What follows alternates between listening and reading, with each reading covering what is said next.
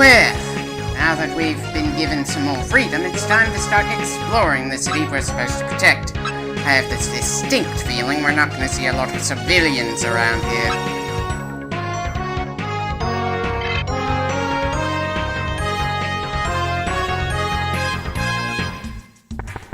You call this a Digimon Center? Bloody hell, even a Pokemon Center from the first generation is more populated than this place. Oh? And just where in here do you raise them? It's literally a one-room building with only one person working in it.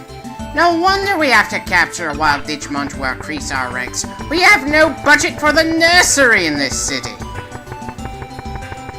I like the little acknowledgement that the Digimon franchise started as Tamagotchis. Or was it pronounced Tamagotchis? It's been way too long.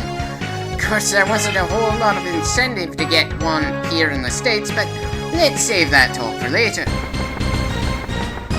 Hi, Leomon. Sorry about killing your cousin.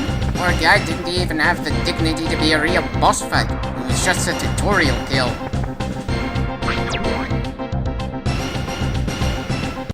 Good plan. Hope it works out for you.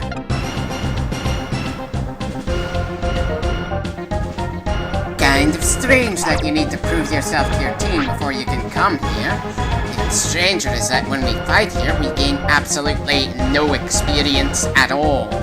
There are some other limits too, like not being able to use items, but the most baffling thing is that these competitive fights are the only way we can get promotions around here. Who the hell thought it would be a good idea for the defenders of the city to only be able to race through the ranks when they just completely sweep through their peers? I don't mind fighting our own guys to let off steam and entertain civilians, but making it how we get promoted is just asking for bad blood among allies. Shouldn't there be some stuff to encourage cooperation between and among the teams? Or am I just letting my brain head too far into a more military mindset than this game wants us to?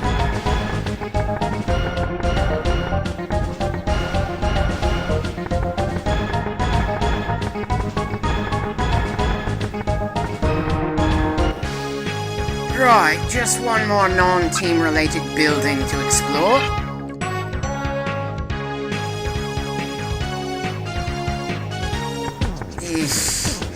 Either the Tamers Club isn't that popular, or the population for this entire city is less than 24.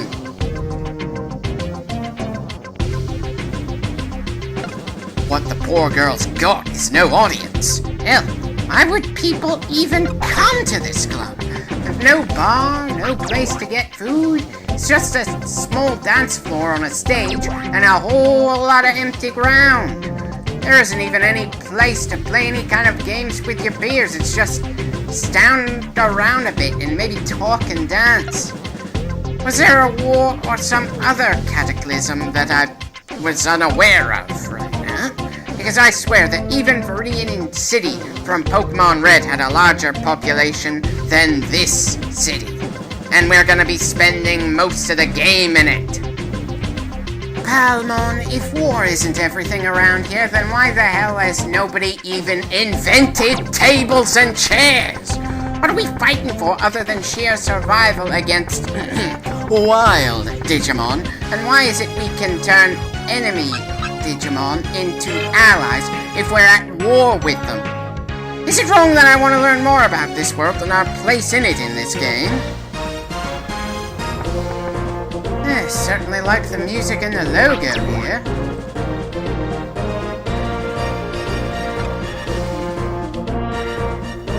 Why, thank you, sir. Very accommodating, considering you look like a villain.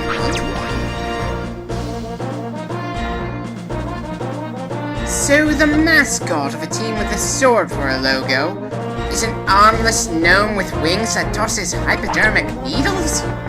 I'm sorry, but even if they are limited to use just low-level Digimon as their mascot, why choose one of the least menacing ones when the guard's uniform is actually rather striking? Oh, we're gonna be visiting labs pretty often in this game.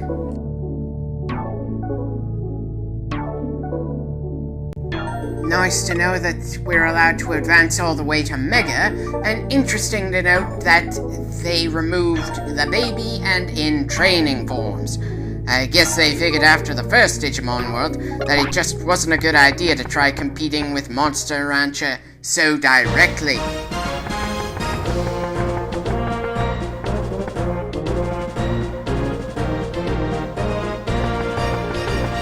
Well, I'll be damned! They've got some vending machines and potted plants in here. Wonder why they didn't spread any of those assets out to the other areas of the city to help it look less bare. Sorry, Sheena, but the fact is that if this team was a bunch of rough and tough heels, it might have been a nice selling point.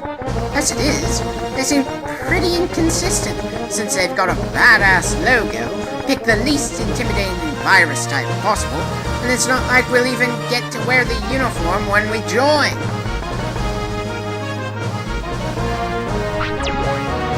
Seriously?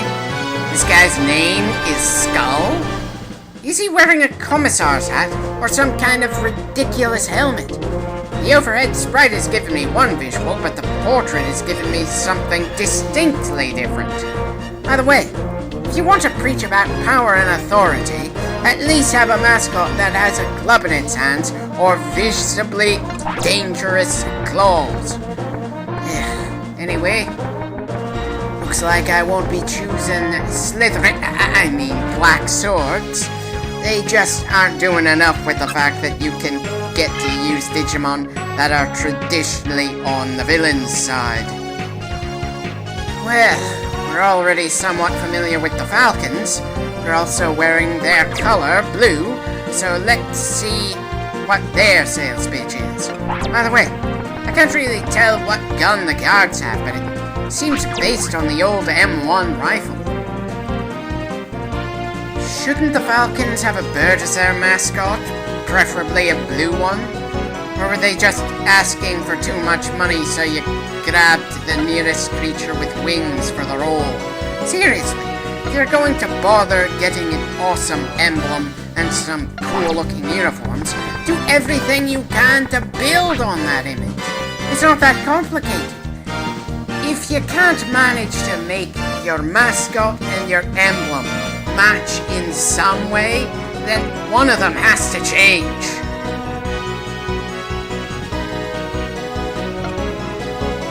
Wait, you sell healing items that are type specific.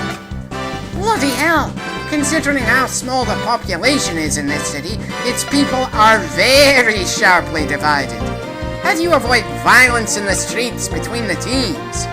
You're in Gryffindor? That bunch of glory hogs that wins whenever the plot wants to snatch victory from under Slytherin?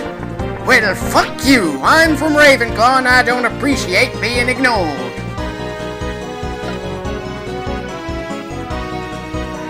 Well, at least this merchant sells things that are applicable to all Digimon, not just the specific group that is this team's speciality. By the way, shooter gun? Couldn't come up with a more dignified name for one of the tools we're going to be using in the field?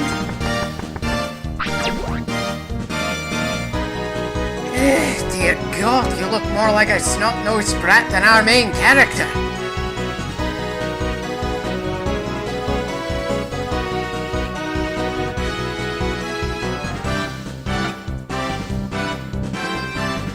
Ah, yes, very liberal. You hate a group so much that you think they're scum. Thank you, Doug. You've made this team rather unappealing for a different reason. Where the Black Swords are just inconsistent in sending mixed messages, you guys are just hypocritical pricks. I know, we've already met, ma'am. Ah, yes, harmony. As you treat virus-type Digimon like they have no choice but to be villains. Maybe the third team will manage to hit all the right notes. Such a shame that the blue team doesn't feel like a good fit for me around here. Guess we're just gonna have to deal with looking awkward in our blue outfit on some other team.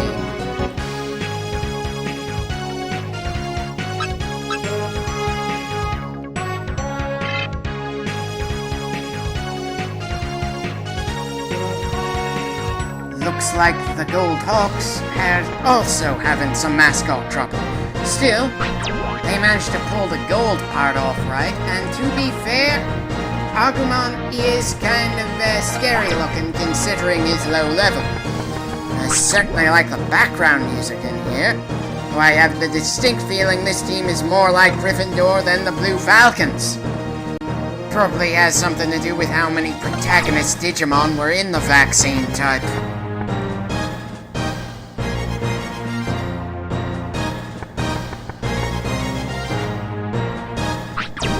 Great, he's got a cross on his hat. Guess they think they're the armies of heaven or something. Though I can't recall the last time I saw heaven with a dragon, at least outside of Disgaea.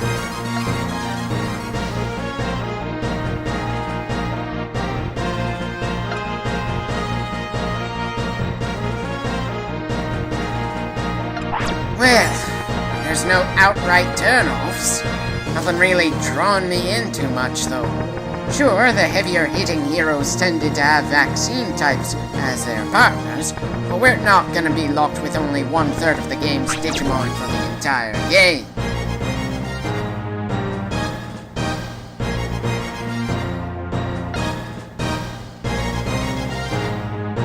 Oh dear, looks like both non-virus users are ostracizing the Black Souls. Just because they have ogres, devils, and vampires doesn't mean they're evil. Still, at least the Hawks aren't claiming they fight for freedom and harmony while calling virus types scum. No hypocrisy or mixed messages here. Sorry, Swords, I'm starting the game with Agumon. Please understand this has nothing to do with any sort of distaste for virus types. I just felt your message was a little too mixed. Of course I've decided. It's not like I accidentally walked in here.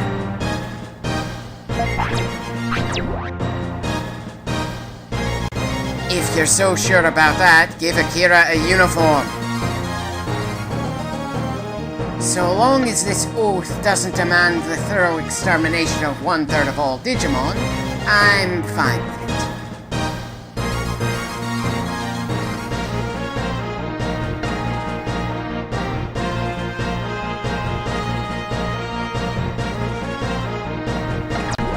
Well, that seems simple enough. Not that we've seen much of a world for the forces of evil to try to destroy. I'd be surprised if the entire population of people is over 50, or that there's anyone in the city who isn't somehow part of this war effort.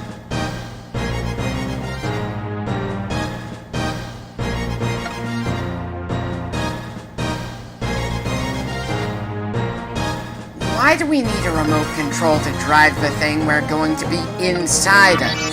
It's not like we're going to exit the tank and walk around in dangerous areas.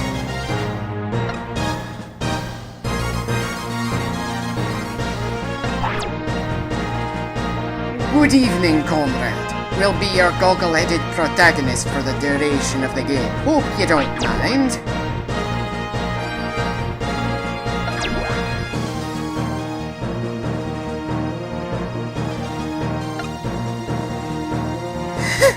Trust me, I've seen shakier main characters in my time. The kid may be generic, but he's solid. Though as far as I know, this is the only time we have a conversation with a member of our team. It kind of undermines the sort of vibe the Digimon series tends to go for, come to think of it. And again, all the games kind of run counter to the sort of bonds you see in the anime series. We don't work with partners who have opinions and personalities of their own. We work with troops who happen to look very distinct from one another.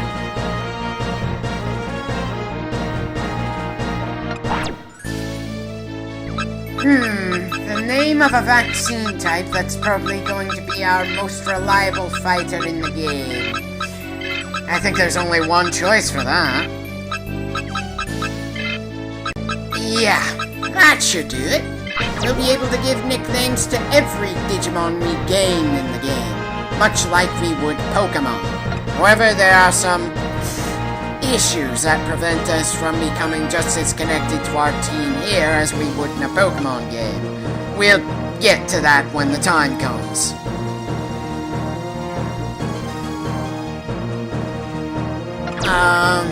No, he won't grow and mature. As far as I can remember, there's very little character development in this game. Enthusiastic kids will remain enthusiastic kids. Why are you surprised that you're getting a mission right off the bat? Were you expecting to go through some hazing ritual before actually being allowed to go into the field? Though I will admit, sending a new recruit on a solo mission is a bit odd.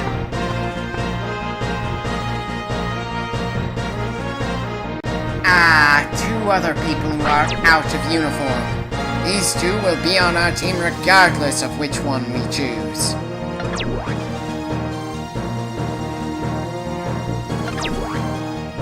Something about Joy's expression seems downright vacant compared to the other portraits.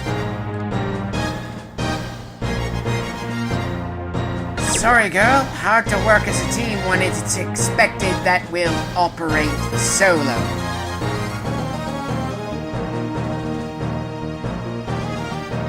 Oh dear, it looks like Bertrand is going to be our obligatory rival. Do we really need an obligatory rival when we're supposed to be defending this city? It's kind of like the obligatory bully from Pacific Rim. Doesn't really make sense in the setting. I know any Digimon game feels like it's going to be compared to the likes of Monster Rancher and Pokemon, but come on, do a little more to try having your own identity.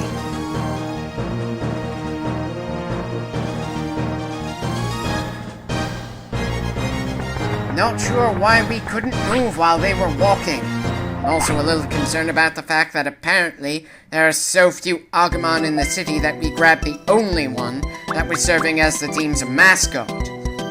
Anyway, we've got a decent amount of cash, so let's buy some gifts.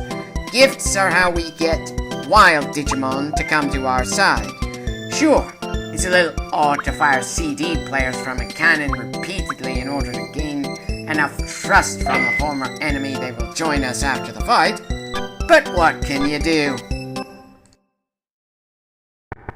Oh, before I forget, we have to transfer items we buy from the server to our Digibeetle if we want to be able to use them in the field. And we're only able to sell items that are in the Beetle.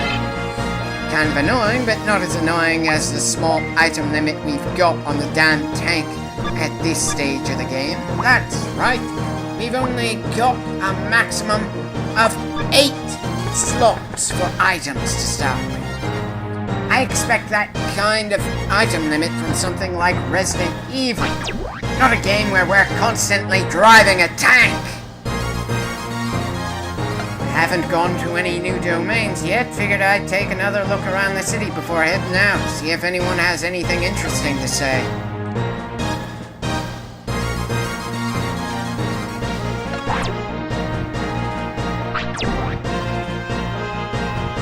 If it's such serious business, we'd send multiple tamers to each danger zone. Not haphazard, everybody's special shit like this. It doesn't feel like a desperate struggle for survival if we're throwing kids fresh from training without any supervision. I know, odd to say in any conflict that requires sending kids onto the front lines, but maybe that's because I've seen way too many conflicts in fiction involve children. Oh, before I forget, we won't be able to enter the other 2 team buildings at this point. Once we joined the Hawks, we got on the shit list of the Swords and the Falcons. Yeah, the whole cooperating with fellow tamers thing didn't last long now, did it?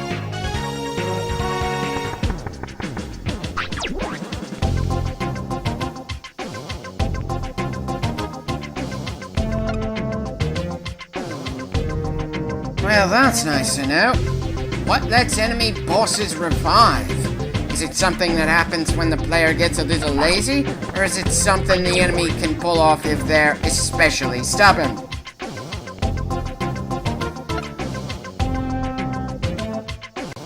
Thank you, Doug. I think I've already covered that. Still not sure why the inventory can't decide if this is a survival or a role-player game.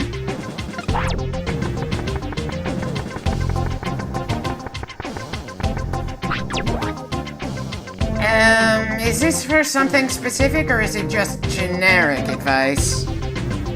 Not really. Even if I believe in myself, that doesn't mean I'm gonna suddenly gain the motor control or the mindset to be an actual drawing-type artist.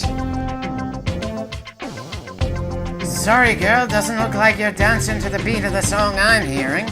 You're just waving your arms and making some light stepping motions. Part of dancing is trying to match the rhythm or beat of the music you're hearing.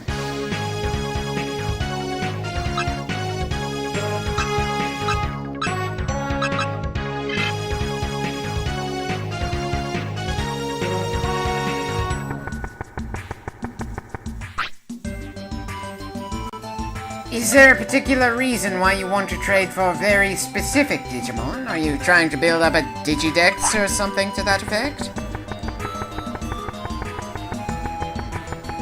Yeah, this building is just as bare yet decorative as before. The lady doesn't even say anything different.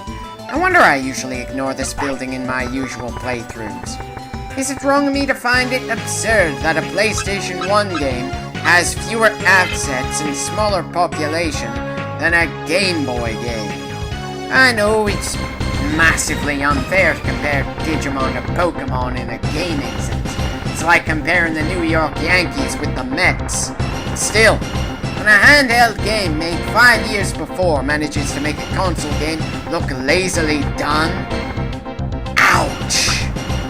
Game Freak really knew what they were doing even with limited memory space.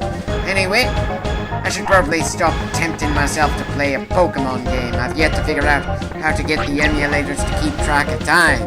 And I'd rather not jump into any of the Pokemon franchise until I'm sure I can at least get to the 3rd generation. Yet another building where nobody has anything new to say. That's the price you pay when you're the type to do a lot of exploring instead of going straight to the main mission.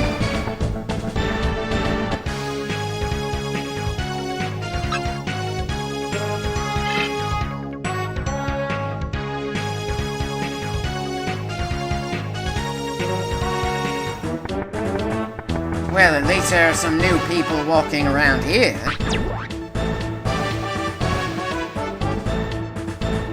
Doesn't really matter to us at this point since we don't have the money for new parts or upgrades. Hell, I'm grateful we were given enough money for all those CD players.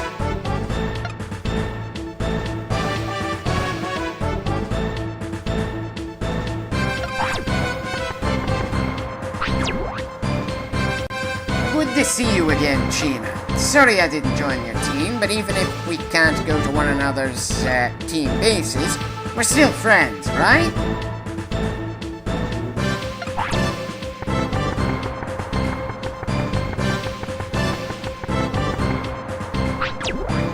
Why is it some of the tamers have names and some don't? Do the nameless ones exist just for the sake of dying later in the story? I doubt it. The atmosphere of the game doesn't seem to hint at something like that, but I suppose it's possible as the game goes further on.